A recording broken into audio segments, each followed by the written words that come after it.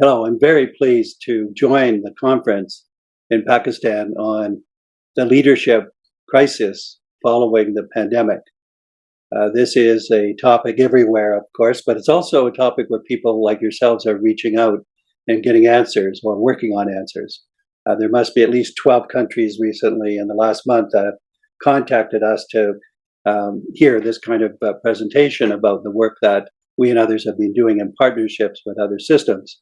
And I feel somewhat of a connection actually in Pakistan. When I was Dean of Education at OISI, I was part of founding, I will say, the Aga Khan University Institute of Educational Development.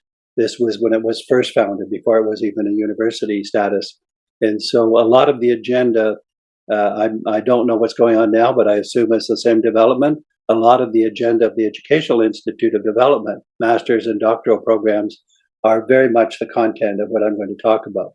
So let me give you a kind of a positioning of this work that we've been doing, and that will you'll have the slides so you can see the deck. You'll have references to other parts of our work that we're doing. But I want maybe to start with some of, let's call them the adjectives that have been bandied about as a result of COVID, of what we're learning. You could say that are potential agenda items or things that are actually leveraging change or things that are problems. But I just put together quickly 6 of these themes that are obvious now that weren't obvious before COVID. They're not in order of importance, but what's become more obvious: well-being, parents and community as not only affected by participants in the solution with their own children. So community development has had a new impetus. Technology jumping into the fray with a lot of newness, not all of which is good, as you'll hear me say, but which is very prominent as part of the solution. Student variation. We knew there was student variation, but variation in kind of the fundamentals of life, of well-being. Innovation, paradoxically, that one of the outcomes of COVID has been the loosening of the system, which means there's an opportunity to innovate that wasn't there before, and that's what we and many of our partners are doing. And then the last theme I would identify as leadership, better expressed as lack of leadership, that people are pointing to that as essential for the solution, but wanting today, not just because of the pandemic, but before that.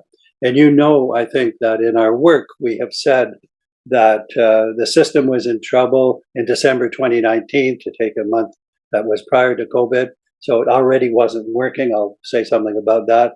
But now it's really obvious, which means there's an opportunity to innovate. So it's in that spirit that I'm going to share with you some of our current ideas and linkages to other things that you can look at.